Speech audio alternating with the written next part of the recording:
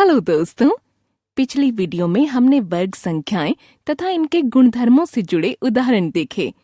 इस वीडियो में हम इनसे जुड़ी गलत अवधारणाओं तथा सामान्य गलतियों के बारे में जानेंगे।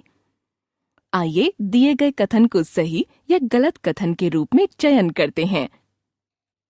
आप चाहें तो वीडियो को यहाँ रोककर उत्तर सोच सकते हैं। अगर आप इस कथन को सही मान रहे हैं तो आप यह सोच रहे होंगे कि इस संख्या के अंत में 4 है, तो यह संख्या एक पूर्ण वर्ग संख्या होगी, लेकिन यह सही नहीं है।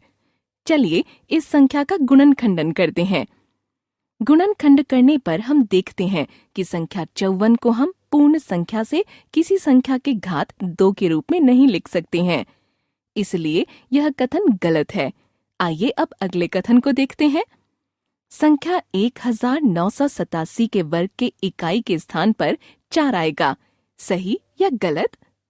आप चाहें तो वीडियो को यहाँ रोककर उत्तर सोच सकते हैं।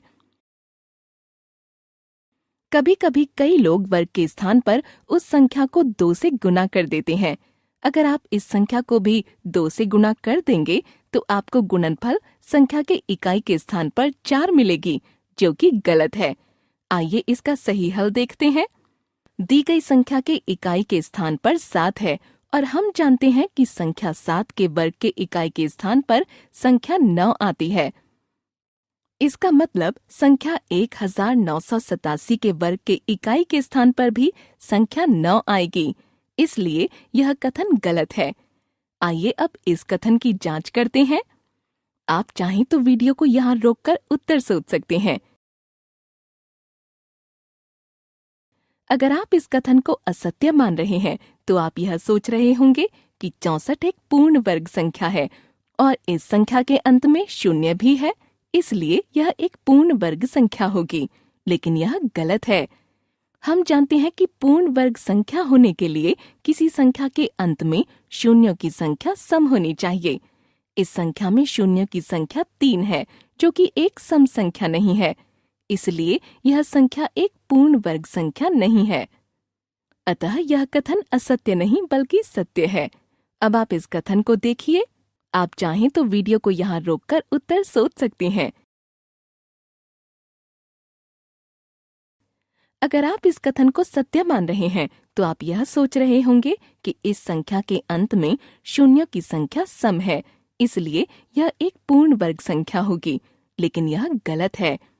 हम जानते हैं कि पूर्ण वर्ग संख्या के अंत में शून्यों की संख्या सम होनी चाहिए, लेकिन यह जरूरी नहीं कि जिस संख्या के अंत में शून्यों की संख्या सम होगी वह एक पूर्ण वर्ग संख्या ही होगी।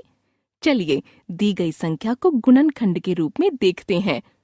यहाँ हमने देखा कि इस दी गई संख्या को पूरी तरह से किसी संख्या के घात 2 के रूप में नहीं लिख सकते, इसलिए यह संख्या एक पूर्ण वर्ग संख्या नहीं है। अतः यह कथन एक असत्य कथन है। इस वीडियो में आज हमने वर्ग संख्याएं तथा इनके गुणधर्म से संबंधित गलत अवधारणाओं तथा सामान्य गलतियों के बारे में सीखा। आशा करते हैं कि आप इन गलतियों को नहीं दोहराएंगे। धन्यवाद।